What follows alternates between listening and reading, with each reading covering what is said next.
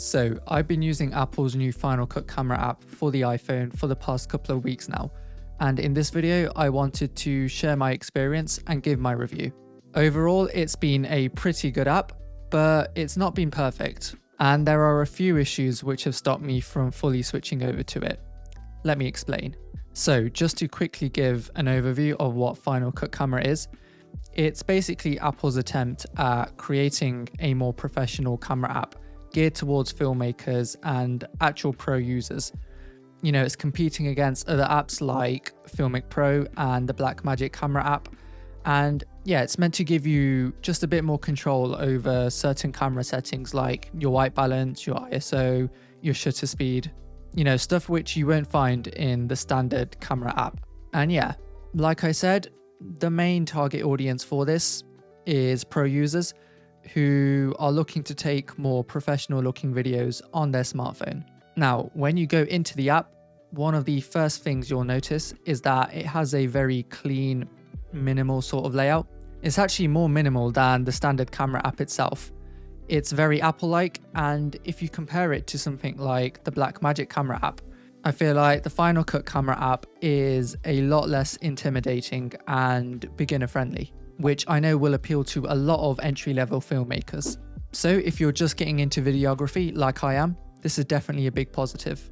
And you can see that you can make your standard adjustments to things like the frame rate and resolution. You've got options for shooting in different video formats.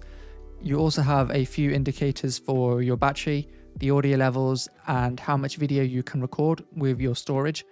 There's an option to switch between the different lenses on your iPhone's camera too, and you can zoom in on each lens a lot more smoothly compared to other camera apps. Now, one thing to note here is that you're not able to switch between different lenses whilst recording. So if you press record using the standard 1x lens, you can only digitally zoom in on that lens, but you won't be able to switch to, say, the ultra wide or the 5x telephoto lens like on the standard camera app. So if you're somebody who's constantly switching between different lenses whilst recording, this might be something to bear in mind. Also, quite annoyingly, there's no option to pause your video whilst recording. You know, let's say if you want to quickly adjust your shot to make sure that everything's in frame and then to resume it after, which is something that I would have liked to have seen. And interestingly, there's also no option to enable cinematic mode inside of this app. So I don't know if that's Apple's way of secretly hinting that cinematic mode actually isn't a pro camera feature or not. Now, if you tap on this arrow on the right, you'll see this is where we have the controls for things like our white balance, exposure, focus, and orientation. So with the white balance, you can basically adjust the temperature of your shot to give it a warmer or cooler look. And you also get a couple of presets, which to be honest, I never use. If you go into exposure, again, you've got the option to automatically adjust your exposure in the same way as in the standard camera app. However, if you tap on the auto button, you can manually select the exact shutter speed and ISO values that you want to shoot with. Next up, you've got the focus tool, which lets you manually control the focus of the camera. It can be a pretty useful feature, especially when it comes to achieving those nice blur focus effects during certain B-roll shots. And finally, you can also lock the orientation to either landscape or portrait mode. At the top, you'll also see this grid icon, which is for activating the Multicam feature. So one of the standout features of this app is that you can connect multiple iPhones and iPads on the same Wi-Fi and Bluetooth network and have them all synced up at the exact same time. So if I was doing an unboxing video, you know, I could have one camera in front recording my A-roll, another camera to the right capturing a side angle shot, and then another camera up top doing an overhead shot, or recording video at the same time.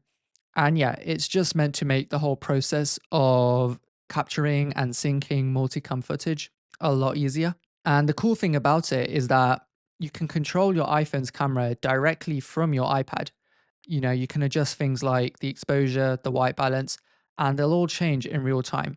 So yeah, I can definitely see this coming in handy when it comes to shooting front-facing videos like this one, because you can basically use your iPad as sort of a second monitor for your camera now. Now, annoyingly, you do have to be subscribed to Final Cut Pro on the iPad in order for this to work, which costs about $5 a month because all of the camera feeds are controlled directly through the iPad. And for some people, that might not be worth it. I don't really know many people who are going out buying multiple iPhones just to shoot videos with. But maybe if you have older iPhones lying around from previous years, you can now sync all of those up and create your own sort of multicam setup pretty easily now. So yeah, I can definitely see this being a feature that I might use for recording these A-roll shots in the future. I guess the main thing that's stopping me is that I don't really want to have to pay another $5 monthly subscription. But hey, maybe that's just me being stingy. There is also a settings menu at the top that will allow you to add in a few extra tools like a grid overlay and exposure lines. And yeah, it's quite interesting that Apple decided to create a dedicated settings menu inside of this app because I feel like all of these settings could have just been included inside of the standard camera app itself. And this is one of the weird things about this app, which is that I don't think it offers a whole lot compared to the standard camera app. The only really useful customization features I think you're getting here are the ability to adjust your white balance and that multicam feature, which not everyone is going to be using. My only guess is that this is just version 1 of the app, and maybe if Apple is planning on rolling out more pro features over time, then it might make more sense for them to be in their own dedicated app. Also, a big issue I would have liked for them to have solved is giving us the ability to shoot in Apple Log without having to use ProRes, which is something that you can do on other apps like the Blackmagic camera app. So basically, for those of you who don't know, with the iPhone 15 Pro and Pro Max, you can now record videos using a log format, which basically allows you to get a more cinematic look. It makes color grading a lot easier, and it's actually what I use to record all of these YouTube videos with. However, the main limitation of log right now is that you have to use the ProRes codec to actually shoot in it. And you can sort of think of codecs as being like different video formats, sort of like how you have image formats like JPEG and PNG. With videos, you also have formats like HEVC and ProRes. And the big issue with ProRes is that it just takes up a lot of storage. I think it's something like 6 gigabytes for every minute that you record with. And so because of that, I pretty much always have to shoot my videos using an external SSD. And this brings me on to the biggest issue that I've had with the Final Cut Camera app so far. So you can technically shoot to external drives using the Final Cut Camera app. You should see an indicator at the bottom telling you that your drive is connected. However, the experience for me has been quite buggy. The worst bug is when I'll connect my SSD to my phone and the Final Cut Camera app will just crash. I've tested this out with multiple cables, with multiple SSDs. It's the same problem every time. And the only workaround I've found so far when it does happen is to delete the entire app and reinstall it, which just isn't a very great user experience, to be honest, especially because all of the recordings shot on device are stored directly inside of the app itself. So if you want to save them to your camera roll, you'll need to manually save them through the Final Cut Camera app. I know not everyone likes this feature, although to be honest, I actually do quite like it because it helps you to keep your personal photos and videos separate from your professional videos, and it just stops you from clogging up your Photos app with random professional recordings. But yeah, the first time that I deleted the app in order to fix the SSD bug, I forgot to save all of the videos that I'd shot on my phone to my camera roll. And so I lost like 20 minutes worth of footage, which I've had no way of recovering. I've also had issues where I'll press on the record button, but the timer won't start. And so I've had entire 30 minutes worth of A-roll just lost because the Final Cut Camera app wasn't recording. And as of right now, the app also won't mirror to your Apple Watch like the standard camera app does. So you won't be able to use your watch as a second monitor for your camera.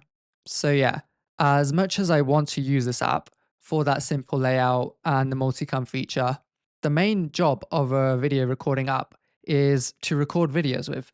And so far, this app hasn't allowed me to do that properly, which is why I'm continuing to use the default camera app for now until the bugs get fixed. So who is this app actually for? Apple have obviously targeted this app at professional users, but I still think that actual pro users would be better off using something like the Blackmagic Camera app, which is a free app and it gives you much more control when it comes to adjusting the exact camera settings. It is a bit more complicated to use, which is why I don't personally use it myself. But for people who are used to using actual DSLR cameras, I think it just makes more sense to use that app right now. I think the main people that will benefit from the Final Cut Camera app are actually people who are just getting into filmmaking for the first time.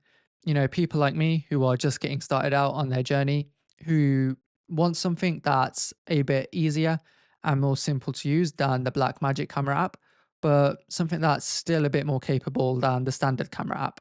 I'm sure that Apple will eventually fix the bugs in this app and add in more pro features to it over time.